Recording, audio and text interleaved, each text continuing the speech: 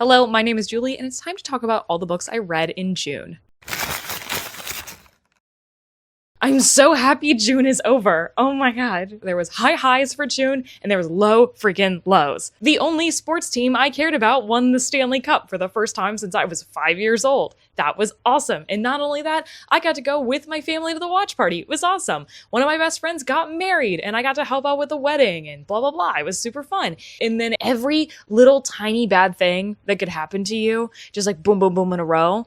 And I was just like, I am holding on for dear life. I'm like, I couldn't focus on anything because I was just like, please, somebody end this torture. And it wasn't helped by the fact that my June books didn't do a lot for me, if I'm honest with you. So I am so happy that July has come and saved my butt. And I have some great news for longtime viewers. The bag, it's missing. It's no longer there because I got rid of all the stuff that was in it, or I've moved it to somewhere else. And now I don't have this little crinkly bag behind me the whole time. Isn't that great? It's great for me. But let's do my stats. I read 11 books this month for a total of 3,806 pages, which is the least that I've read so far this year. This is the first time that I have not gotten to 4K pages. I'm not gonna kick myself too hard because this month was rough. Not least helped by the fact that my average rating was a 3.66.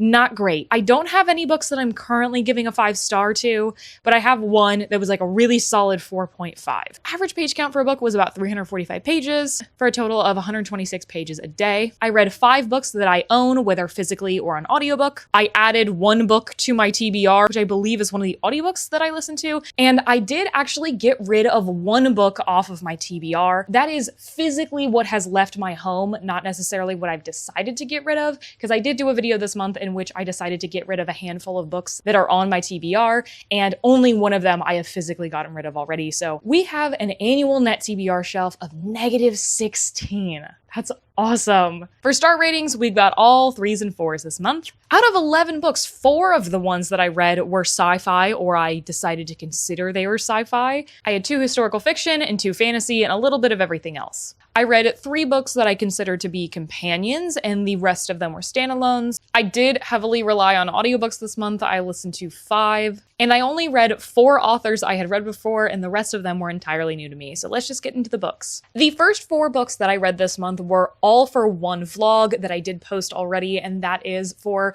reading my friend's TBR, so she doesn't have to, as a wedding present. My friend Rachel is one of the busiest people I know. She just got married and moved across the country. She has so many books that she wants to read, and we decided between the 2 of us, we would have me read some books that she wasn't sure if she still wanted to keep on her TBR or not, and I would test them out for her and let her know what I thought. If you want to go watch that video without me spoiling it, you can go watch that and come back here. I have more in-depth thoughts there. I'm just going to sum them up here. The first book that I read for that was The Dream Hotel by Layla Lalami. This is about a future in which the American government has made it so that they monitor their citizens through all of these different types of technologies and sum all of those assumptions they make about you together to give you a risk score. And if your risk score is too high, they can detain you to reform you to get your score low enough. They're supposed to release you because you haven't done anything wrong. But it turns out that basically nobody does get released from these places. It's very hard to do that. And our main character ends up in this situation. She is a mother of 2 young children, and just coming into the country from a work trip, she ends up getting detained for very little grounds. And this is her story of being in that facility. This is the type of speculative fiction like Chain Gang All-Stars, where it's sort of a slice of what this situation is like. I really enjoyed this book. I thought it was realistic in how far it took the sci-fi elements. It's not one technology is changing everybody's life. It is this system of technologies and the lack of checks and balances on those technologies that is really shaping the world. And I think with all of the things going on in the world right now, with flock cameras and AI and all of this data mining that is going on, like, this is a book that is saying a lot of truths that I think people would get a lot out of reading. Usually these types of books don't focus on the main character a lot, but I do think we had enough of our main character being her own person. I thought that the ending had some really interesting elements to it, like why it ends where it does was interesting because it sort of leaves you hanging in a certain way, in a way that makes you think about how systemic change doesn't always occur. But I do think I wanted a little bit more of a what comes next from the ending, but otherwise I was absolutely sucked into the writing style of this book. I really enjoyed the inserts of like emails and transcripts that are going on where we get a little bit of an outside look, but I do think there was one element of like the outside look that we start getting some information and then stop pretty quickly, and I was really expecting that to be delved into more. So this is a book I really, really enjoyed, but I think there's a couple things that could have been done to make this a full 5-star perfect book. But I really highly recommend this, and I would highly recommend this for a book club specifically. So I did give this a 4.5 star and would highly, highly recommend it. Next book I read in that video was The Ministry of Time by Kayleigh Bradley. This is a debut science fiction book that came out maybe 2 years ago that everybody and their mom was talking about. It was like a book of the month pick and it was just everywhere. And I'm like, I love time travel. That is one of my favorite tropes in any type of media. I think it really cuts to the core of what I am interested in reading about. The way that everybody was talking about this book, and honestly, it was mostly people who don't necessarily have the same taste in books as me. I was thinking that this book was not going to be for me. Rachel had this on her I'm Not Sure TBR. This was also on my I'm Not Sure TBR. In England, they're trying to set up time travel. They have the technology to do it, but they don't know if the human body can actually withstand it. So what they have done is gone into the past and taken some people from random decades, centuries, taken them to the present and monitored them to see, number one, can they physically withstand it over the course of a long time? And number two, can they actually adapt to the modern world? And our main character, she is unnamed. She has worked a lot with immigrants. And so she is assigned to this Ministry of Time position where she is going to be a bridge for one of these people. General Graham Gore, I believe is his position, but he is an actual real life human being with a daguerreotype and a Wikipedia page. He gets assigned to our main character and the two of them are cohabitating and she is monitoring everything that he's doing. And of course, there's going to be a bit of a relationship between the two of them. Both me and Rachel were a little bit scared off about how much people were talking about the romance of this book. By itself, I didn't think the romance was that bad. I do think I had to like suspend my disbelief a little bit, but like otherwise it was fine. I think what's up with this book is that it tries to do too many things and never like fully finishes a conversation. And there are so many different elements to it because it is a little bit of like a spy thriller. It's a little bit of a romance. It's a little bit of a discussion about immigration. It's like there's so many different parts going on. And I don't think any one part felt like it was out of place. It's just none of those individual things felt like they were as developed as they could have been.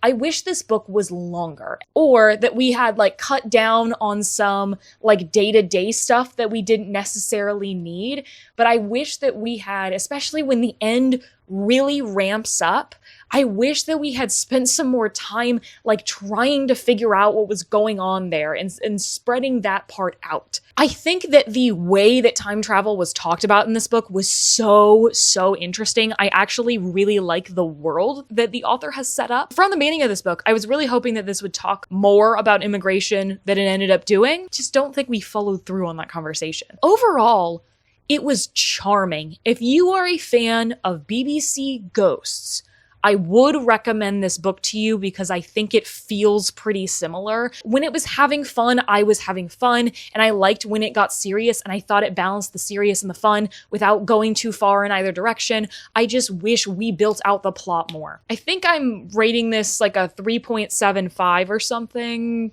like that. Then I read Into Thin Air by Jon Krakauer. This is a nonfiction that is about Jon Krakauer's personal experience being at the 1996 Everest disaster. He's a writer. He wrote for many magazines and everything on top of the books that he wrote. But when he was younger, he did do a lot of really difficult climbing. And one of the magazines he works for calls him up and says, hey, we would love you to write an article that is about the commercialization of climbing Everest, and we will send you to the base.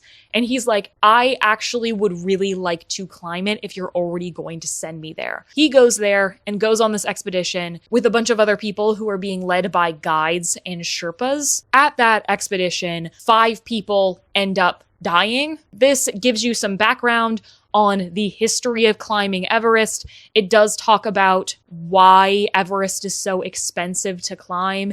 And then it goes through some of the major players and their backgrounds, and then very matter-of-factly tells you what happened on those couple of days in May 1996. If you're interested in this subject matter a lot, I would really recommend this book to you. If you're more coming at it from a why did this disaster happen angle, it's not going to be the most interesting, that sort of storyline. There's not as many discussions about why this happened in commercialization as I would have thought, for that being what he was supposed to be there for, and that being what the book is about. It calls itself a personal account, but I think the author removed himself from the account as much as possible because he was trying to tell as matter of fact a story as physically possible so that people weren't mad at him. There are so many people who want to climb Everest because it is the hardest thing a human can do, even though it's not the most difficult climb to do of those big dangerous climbs. It's just that the lack of air and literally the height makes it so dangerous. But you get so many people who just have money to shed and they just want to do the thing. The way that people treat Everest makes it so much more dangerous because there are people who are like, oh, well, I didn't get my money's worth. I didn't get to go to the top because it was too dangerous to go to the top the day that they were supposed to go. And there's this pressure on the people who are running it to get people to the top no matter what. And guess what? That costs people their fucking lives. The main takeaway from this book for me is man's hubris. It is an account rather than an essay. Let's go with that. So I don't really feel strongly about this book, and I don't think I'm going to be thinking about it a lot afterwards. So I don't know, 3.5-ish, sure. And the last book I read for that video was Meet the Newmans by Jennifer Niven, who you might know from writing All the Bright Places. This is her first adult novel, and it came out this year. This is about a 50s TV show called Meet the Newmans that has lasted well into the 60s and overstayed its welcome on the airwaves, as it is very trite family sitcom with a lot of stereotypes about all the different characters, and the advertisers want to pull the plug on it. The catch about this is that the family on TV are actually a family in real life. The father of this family is the one writing all of these episodes, making everything the way that he wants it. His family is not getting to live out the lives that they want because of the father's control, but also the view of the public. Something happens to the dad that he is away for a while, and the rest of them are left to try to pick up the pieces of the show so they can actually have a finale. There's 2 episodes left in the show, and at the exact same time that this happens, the mother, Dinah, ends up getting interviewed by a female reporter who has all of these questions for her about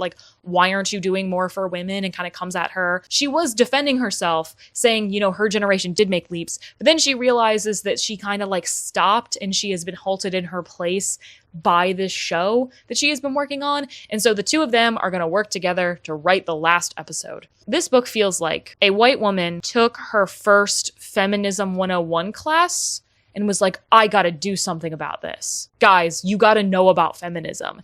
And I understand that this is taking place during second wave feminism, which there's a lot of progress to be made at that time and people wouldn't realize it. But I don't feel like the language of this book felt like it was true to that historical period. Not to talk about suspending my disbelief so much, but I could not get on board with this family is the family in the show. Why aren't we more scared of this dad who is having complete control over you?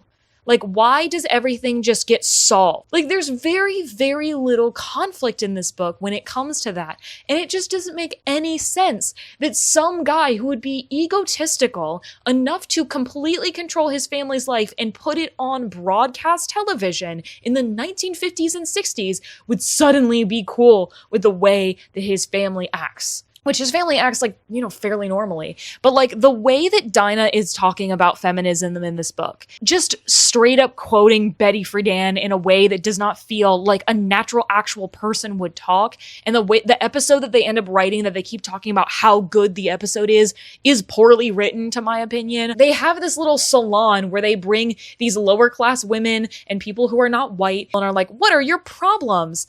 And then like, they don't do much with that. It felt really fake and performative. There were also perspectives of the sons in this book, and I just don't think those POVs needed to be there. I just think that this is like trying to be in the style of Lessons in Chemistry and like Taylor Jenkins Reid's historical fiction books, and just does not hit the mark. This book was not difficult to get through. I thought the audiobook was done pretty well, and I agree with like what it's saying. I just don't think that this did the historical period a good service. I don't think it was talking about television in an interesting way. I don't think it was talking about family dynamics in an interesting way, and I don't think it was talking about feminism in an interesting way. So what was the point? It wasn't like so bad that I'm going to give it in the 2-star range, but I am going to be giving this a flat 3, and this was, I think, the least favorite book that I read this month. Then for the buzzword challenge this month, I read a book that has been on my TBR for many, many years. My parents got this for me for Christmas ages ago, and like I knew nothing about it. I had never heard of the author or the book or anything. I don't know how they found this book, but it doesn't matter. It worked for both the buzzword and puzzle cover challenges this month. A one-word title and a book with wings on the cover. This is Eternal by Lisa Scuddeline. This takes place from 1937 to 1950, if I'm not wrong, and it's taking place in Rome during World War II under Mussolini's rule. And we follow 3 children as they are growing up. One of them is Elisabetta. She wants to be a writer. Her mother left the family when she was young, and then her father was an artist, and then it had his hands broken irreparably and then became a drunk, and so she ends up being the only breadwinner of the family. Then we have Marco, who comes from a long line of Italians in his family. They are part of the fascist party, and as they get older, Marco actually starts working for the fascist party because he gets along with their nationalist statements.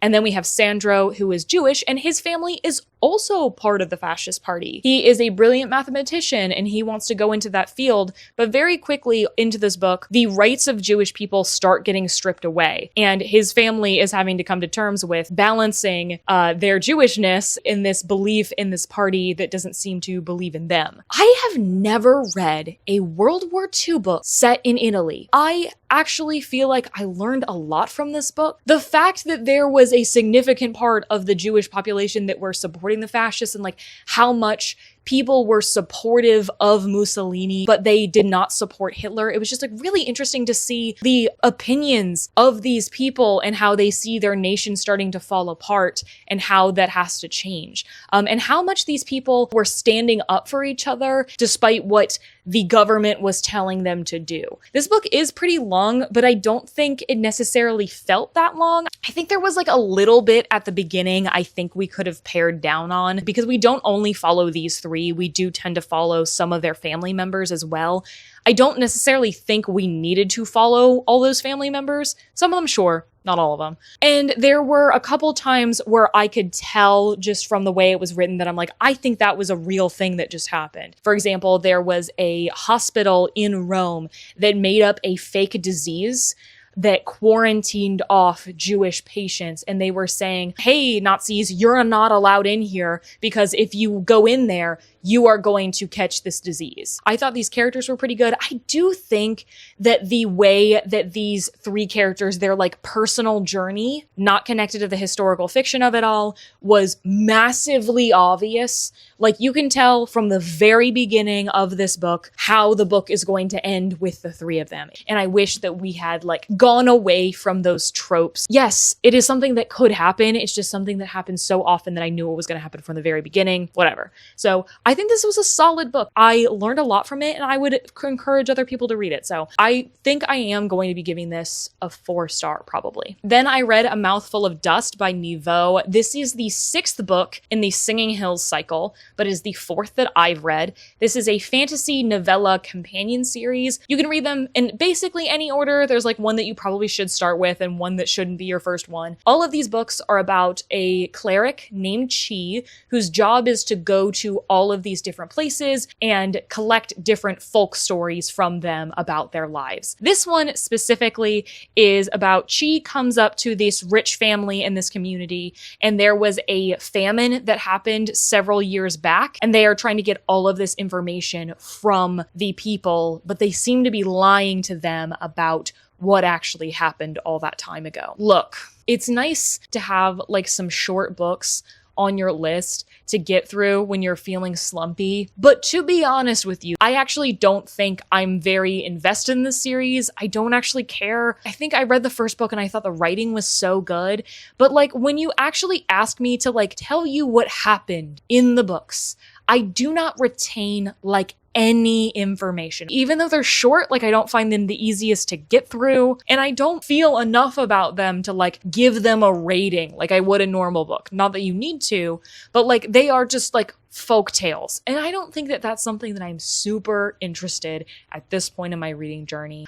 This book in particular, you know, there was kind of this like thrilling element to it, like, oh, is she gonna be okay and everything? And I think the discussion of this famine was not bad, but like I will not think about this again. And I just don't understand why I keep picking up Niveau. Other than Empress of Salt and Fortune, I haven't really enjoyed a Niveau book that much. So I think I just need to call it here. And I, again, don't feel strongly enough about this to give it a rating. It's so short. What would I rate it? I don't know. Then I read one of my most anticipated releases of the year despite me hating its cover, and that is The Last Contract of Isako by Fonda Lee. I understand that this cover, like, describes the book.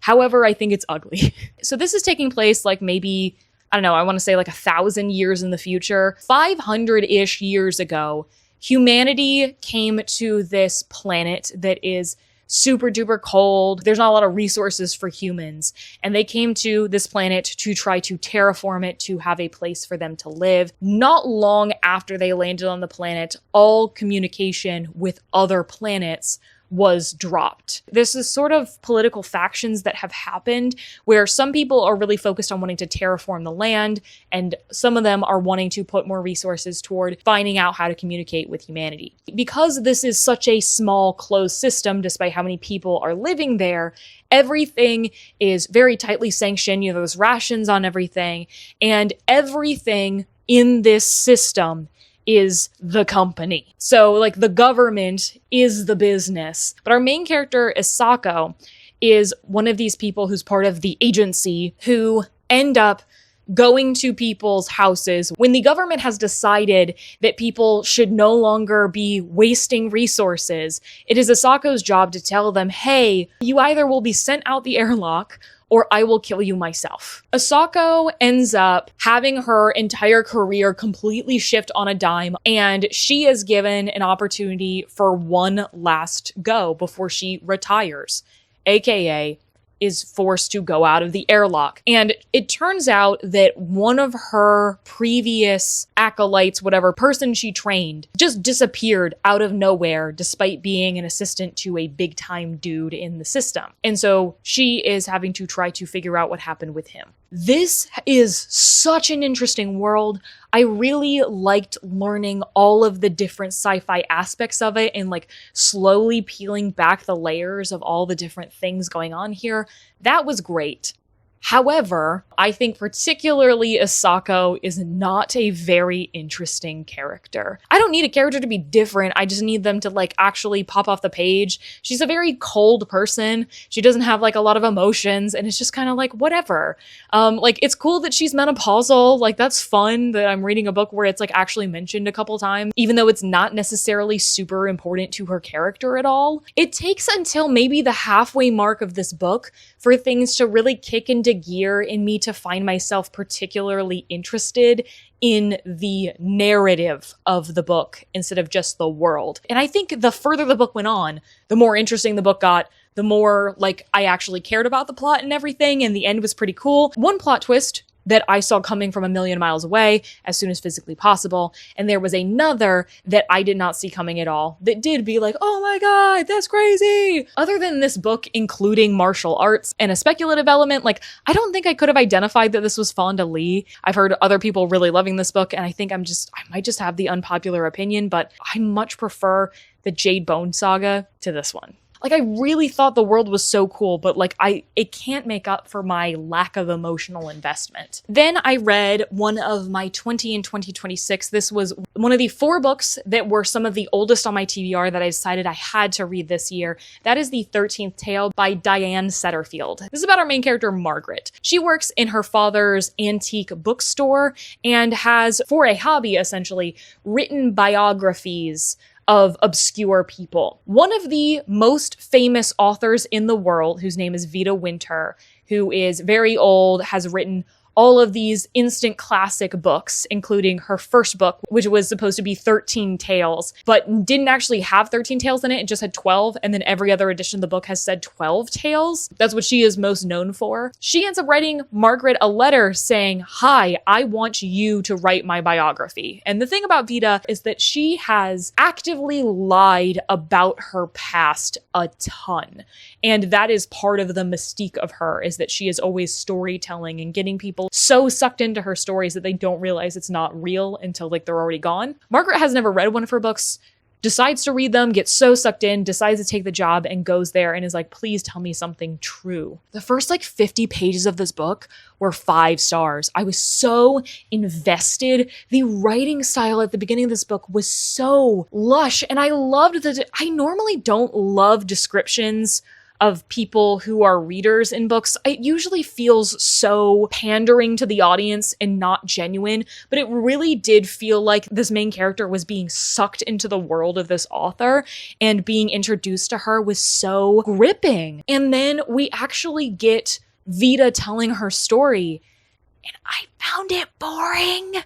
I did not know going into this book that it is gothic, and it definitely is. And if you are a fan of Jane Eyre and gothic literature in general, this is supposed to be like a send up to gothic literature, in my opinion. And it is very, very specifically focusing on Jane Eyre. They mention it endlessly. I love Jane Eyre, and the couple of nods here or there that were definitely pulling from Jane Eyre, I could get along with. I just think once it became clear that Vita wasn't lying at any point, or she wasn't like spinning a yarn, it lost interest to me when things were a little bit more straightforward than I thought. Guess I would have been more interested in like this story not being true, almost like this was a metaphor the whole time. I think that we could have cut down on her story. I don't think it needed to be as long as it was, and just kept the like present timeline stuff as it was. I just wish that the rest of this book felt like the beginning of it did, because I was so enthralled, and then it just like lost me at some point. So I just don't think that it really lived up to like the hyping it did at the beginning, that this woman is like such a brilliant creative storyteller, because I don't think that the story she told in this was that crazy. I don't know. Also, it just like felt really redundant that it was like there were so many people who like died in a row, and I'm just like, and then there were some things that just weren't resolved, and I'm like, why does nobody care about that part? I don't know. Then I read Record of a Spaceborne Few by Becky Chambers. This is the third book in the Wayfarer's Companion series. So yeah, I didn't mean to do this, but like all of my companion series I read in one go. This is all taking place in the same universe. Humanity has reached the stars. There's like this galactic alliance of all these different alien species, and it's following different people trying to find their own way. And in this book specifically, there was a group of humans who left on a generation ship called the Exodus. And like 9 generations or so in, they ended up finding the aliens and sort of joining up with this group. So this ship was designed for people to like leave once they found another place to live or whatever. But there are so many people who have taken this as their way of living. A lot of the descendants of this ship have just decided to stay on the ship and continued with that way of life of like everything's a circle, not really having a proper currency system. Like everybody has like a certain amount of resources and everything. And one thing that really disturbs people, when you die, your body is recycled to help the soil grow. And this book is an ensemble piece in a way that the other books in this series are not. It doesn't have a strong plot line, but it is mostly about how a bunch of different people who are all on this ship are all having different changes of their opinion of what they want to do, or people in their lives are having changes of opinion of how they want this ship to work or how they want to interact with the ship. Some people want to leave. There is a person who is human who wanted to check out the Exodus ships, even though he does have direct family there. There is a woman who works as someone who helps return the bodies to the soil. And there is like a central event that ends up tying these characters together to have like a turning point at the same time. They kind of bump into each other because of that.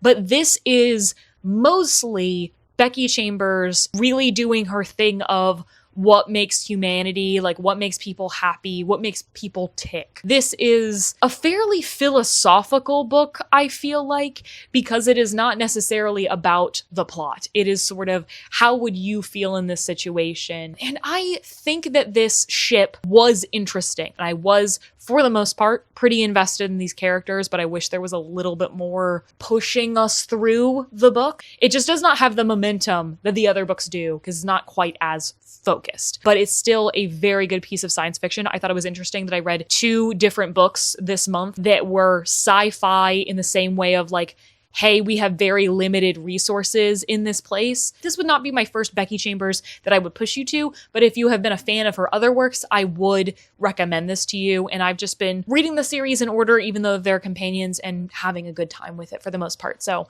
I am excited to continue on and read the next book in the series, which will be the last one. So I think I'm giving this a 3.75. Maybe I should give it a 4. I don't know. I liked it. Second to last book I read this month was Exiles by Mason Coyle. This is a science fiction that is about a crew that are going to be the first humans on Mars. They are on a no-return journey to Mars, and they are going to begin to set up the colony there. When they get there, there seems to be something wrong on the ground. They land anyways because there is no way for them to abort the mission. The mission control will not allow them to back out no matter what happens. The robots that have been setting up the place that they're going to live are disagreeing with what's going on. They seem to have like exiled one of the robots. They have given themselves names and genders, and also their lab is no longer available for them to use. And our main character is trying to synthesize all of this experience while also thinking about the trauma that she has had in her past and how it might be changing how she's interacting with these robots. This is a pretty short book. I think the audiobook was like only 5 hours or something like that. This is definitely going to be going on lists of mine of short books that are worth your time, because I'm not normally a short book girly, but this book was really great. Like, this could be a movie. I can see this being like an A24 film. I really enjoyed the sci sci-fi horror-y aspects of this. You know what? I marked this as a horror because that is the first genre on Goodreads. I thought that the way that this built tension was really interesting. There were so many, like, I don't know who to trust sort of situations in this one.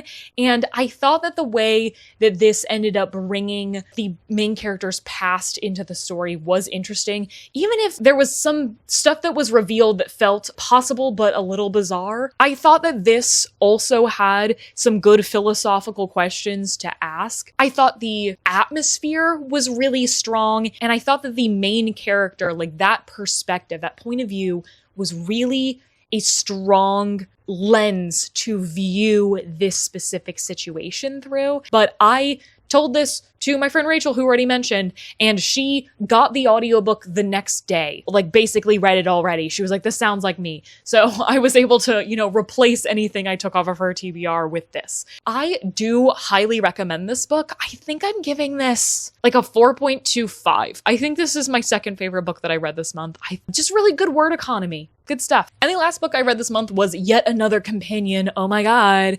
It was Among the Burning Flowers by Samantha Shannon. I was really unsure if I wanted to read this book, but I had people vote on whether I should count this for my series or not, and people were saying yes. They wanted me to keep myself honest, even though I did not have much interest in this book individually. If there is another like full-length Prior of the Orange Tree book that Samantha Shannon wants to write, I am probably going to try out that one, but I do think my interest in the series is waning because guess what? The whole shtick of Prior of the Orange Tree was that it was supposed to be one book. It was one long epic story that is just one entry, and it's not a series. You just read one of them. And then she's like, oh no, I want to write more. How much of it is a money grab? Because this book was nothing. So Prior of the Orange Tree, epic fantasy book. There are dragons that have been hiding, and there is like one specific bloodline of queens that is supposed to like protect humanity from the dragons. The dragons are coming back after many, many years, and it's like a big ensemble piece fantasy of everybody's trying to like fight the dragons and blah, blah, blah. The other book in this series, A Day of Fallen Night, takes place at least 100 years before Prior of the Orange Tree. This is a direct prequel. This takes place directly before Prior of the Orange Tree. We follow mostly one character who's like maybe mentioned a couple times in Prior of the Orange Tree. There's one other character who shows up for a couple chapters and then like never again, and it was like, why are you here? And then another character who is like a major side character in Priory for a couple chapters. And I just don't think that this book had much of a point to it. It's almost 300 pages of just like, oh no, the dragons are waking up. What are we gonna do? I think that these characters could have been interesting if they were given like a proper novel treatment with a full like beginning, middle, end arc. And I just think that this book feels like it's gearing up for something. And that gearing up it too is a book that I've already read. It's like if Rogue One was bad. I think the writing of the book specifically was good. I just don't think there's any plot to this book, hardly at all. And I don't understand why this author thought this book needed to be written, because there's nothing here. And I just want Samantha Shannon to write something that is not Priory or Bone Season. Also, because I hate Bone Season. I read that book a long time ago and hated it. I think I'm giving it like a 3.25 or something. Like, do I think it was a waste of my time? Yes. But I don't think it's a poorly written book. Those are all the books I read in June. Please let me know if you've read any of these books, what you thought, what were some of the best books that you read in June. And if you don't have anything to say to me, but would just like to help support the channel, I'd love if you send me an Italy emoji. After all that, thank you so much for watching. If you'd like to find me anywhere on the internet or use any of the same bookish services as I do, like Libro FM, where I get a lot of my audiobooks and support my indie bookstores through doing so, you can check out the links in the description. And if you would like to keep watching my videos, I've got so much fun content coming up soon. You should hit subscribe. And if you want to help control what I do on my channel, I constantly am putting polls on my posts tab on my channel, and I'll have you guys controlling what some of my vlogs are for the rest of the year. So keep an eye out for that. And as always, I'll see you in the next one.